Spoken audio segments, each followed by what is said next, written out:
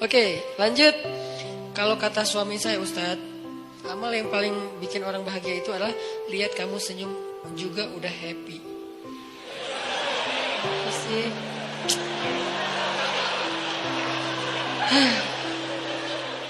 Tapi teman-teman ya, benar nih, ini benar. Ini pengalaman pribadi. Saya bukan ustadz yang keren-keren amat keilmuannya, tapi banyak pengalaman pribadi. Buat saya secara pribadi sebagai suami, itu senyum istri itu amazing banget loh. Itu kayak miracle banget, itu kayak surga jatuh ke bumi gitu. Makanya kalau pulang ke rumah itu yang bikin happy itu bukan masalah rumahnya sebesar apa, di rumah ada apa. Yang bikin happy itu tawa anak sama senyum istri, udah selesai. Nggak makan Ustaz? Ya makan juga sih. Cuman maksudnya lapar bisa ketahan, tapi kalau kayak garing, krik-krik, kaku, plain di rumah nggak ada kehangatan, itu tuh rugi banget gitu. Makanya Nabi SAW mengatakan salah satu di antara nikmat terbesar yang Allah berikan di muka bumi itu adalah zaujah solihah atau imro'ah solihah, istri yang solihah. Itu tuh nggak kebayar dengan apapun. Istri solihah apa indikasinya? Kata Nabi 3 ciri istri solihah. 1, idza nazarta ilaiha sarratka. Sarrat itu dari kata surur, sama tuh. Kalau kamu ngelihat dia, kamu tuh jadi senang, nyenengin. Gimana bisa nyenengin? Banyak. Ini masalah fisik ya, bukan masalah fisik dan perilaku, bukan masalah ibadahnya, bukan masalah kalau kamu lihat dia kamu nyenengin. Kenapa? Pas kamu lihat dia lagi tilawah, bukan. Itu beda bab. Masa kita pulang tilawah wae kan ya? Enggak selalu gitu juga kan? Ya pastinya tilawah juga bagus, cuman kayak kalau dia yang paham dia lagi tilawah, kita pulang nih, maka dia hentikan sebentar tilawahnya, dia tutup Qur'annya, kemudian dia sedekah, dia akan datang menyambut kita. Cium tangan dicium tangan oleh istri itu tuh kayak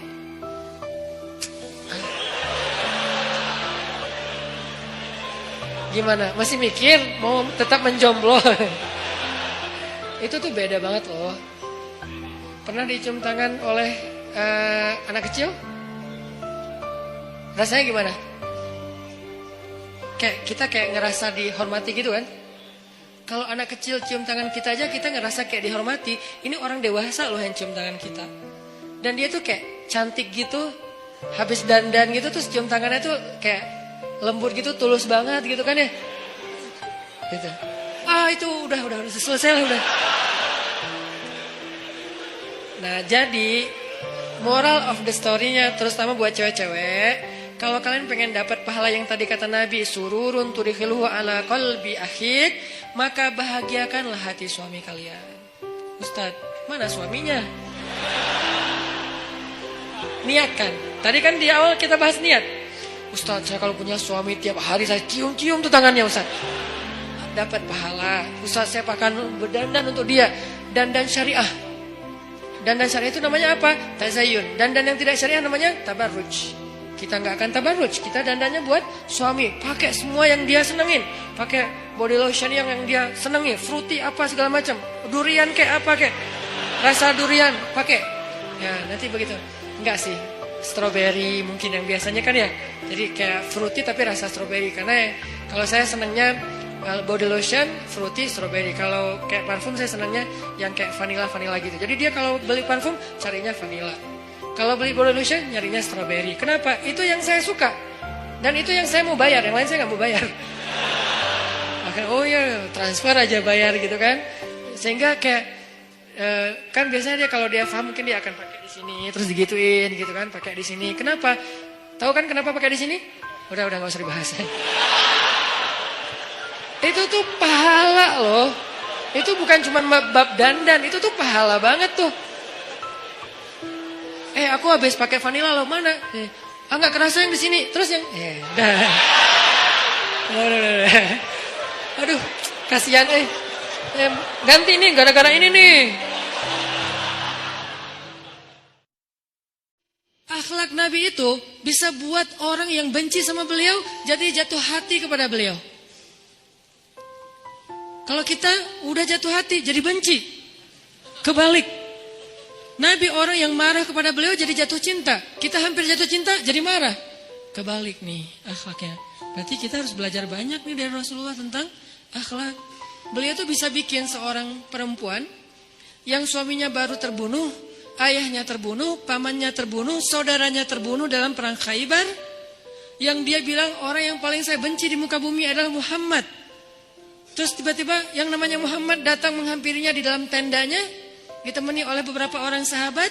Lalu kisah itu diriwayatkan, Nabi datang dengan raut wajah yang penuh empati. Dengan raut wajah yang penuh empati. Bukan raut wajah orang yang sebagai pemenang perang. Kan Nabi menang perang waktu itu. Sebagai seorang tuan, bukan. Yang empati. Yang kayak sahabat banget gitu. Datang Nabi duduk di sebelah Sofia.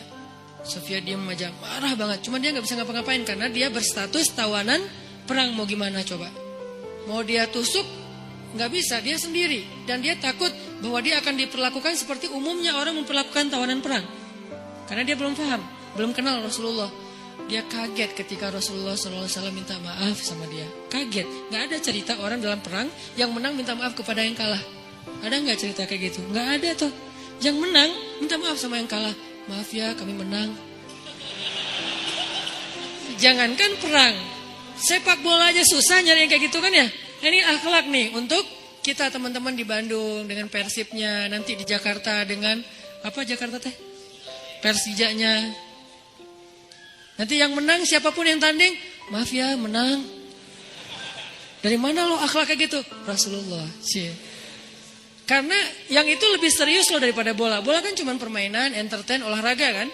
Gak seserius perang. Perang itu serius. Kalah itu meninggal artinya, terbunuh. Kalau kita kalah paling ya kurangin apa, gak dapat skor gitu, gak dapat poin. Kalau itu kalah, terbunuh. Nabi datang minta maaf dengan ekspresi empati yang tinggi, yang dalam. Nabi itu kayak ngerasain banget perasaan Sofia. Minta maaf, menjelaskan. Sofia, maaf ya, aku ikut turut berduka atas wafatnya ayahmu, suamimu. Sofia marah banget. Terus Nabi menjelaskan apa yang terjadi. Aku tuh udah ngasih kesempatan agar kita gak usah berperang, tapi mereka terus menyerang. Maaf ya, ngejelasin lagi. Maaf ya, ngejelasin lagi. Berjam-jam. Seolah-olah Nabi yang minta pengampunan kepada Sofia. Seolah-olah Nabi itu tawanan perang. Minta maaf, menjelaskan kejadiannya. Minta maaf, menjelaskan. Terus kayak gitu dengan ekspresi serius. Dan kelihatan banget lah. Ucapan dan ekspresi orang yang jujur kan kelihatan ya. Jujur bahwa beliau tuh empati banget. Bahwa beliau juga berduka. Terus sampai Sofia dari yang tadinya lihat ke bawah nunduk marah. Lama-lama ngelihat ke arah Rasul. Ngelihat ekspresi Rasul serius banget. Malah dia jadi kasihan. Sampai akhirnya dia jatuh cinta kepada Rasulullah SAW. Kata Sofia, ketika Rasulullah SAW datang kepada saya, waktu itu dia adalah orang yang paling saya benci di muka bumi. Tapi dia terus meminta maaf dan menjelaskan. Meminta maaf dan menjelaskan. Sampai akhirnya dia menjadi orang yang paling saya cintai di muka bumi. Akhlak Rasul. Rasulullah gak mengatakan Allah berfirman, wahai Sofia. Enggak, belum kesana. Akhlak dulu, baru nanti ajarin. Tarbiyah namanya kan ya.